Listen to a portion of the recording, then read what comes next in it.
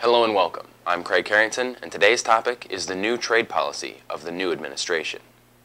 On Monday, the Office of the United States Trade Representative released its first trade policy agenda for the new year.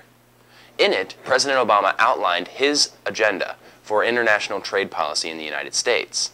He said that we were going to forge ahead with our pending trade agreements with Panama, Colombia, and South Korea, and that his administration would work diligently to settle disputes in the Doha round of trade negotiations and our disputes with the WTO and North American Free Trade Agreement.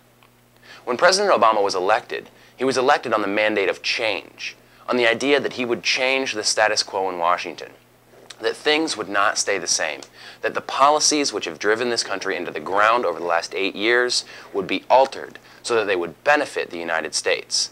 His trade policy agenda did say that he would seek to renegotiate some parts of the North American Free Trade Agreement to include wage, labor, and environmental standards, but it did not have any outright clauses which would work to get us out of the North American Free Trade Agreement or other free trade agreements. In fact, it said that it wanted to entangle the United States more in international obligations around the world. Free trade advocate Ron Kirk has yet to be confirmed by the United States Senate for his appointment as the USTR. Nonetheless, the Obama administration is still full of free trade-minded thinkers who will always favor free trade against other policies. People like Timothy Geithner, Rahm Emanuel, and Larry Sumner were on hand to help the president craft this trade policy agenda, and it shows. The policy agenda specifically says that the United States will support current and pending free trade agreements, despite the president's own claims during his presidential campaign that he would stand in the way of these.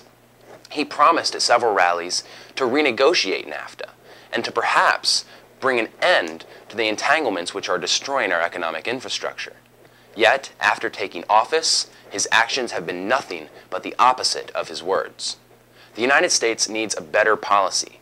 At least 50 members of the United States House of Representatives, all of them from the Democratic caucus, including Marcy Kaptur, Michael McCown, and Mark Schauer, have stood up and implored the president to change the trade policy agenda and to include provisions which will block our pending trade agreements with Colombia, Panama, and South Korea.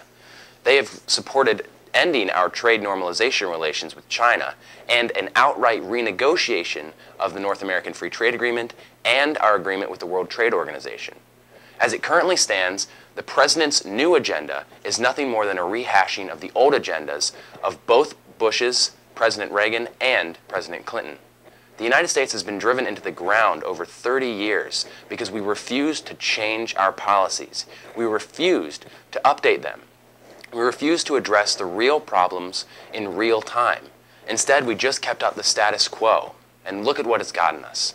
A ruined economy, a bereft manufacturing base, a jobless workforce. The United States needs change. And there's no better place to start than with our international trade policy. It's time for the President, the White House, and the entire government to get on board with that.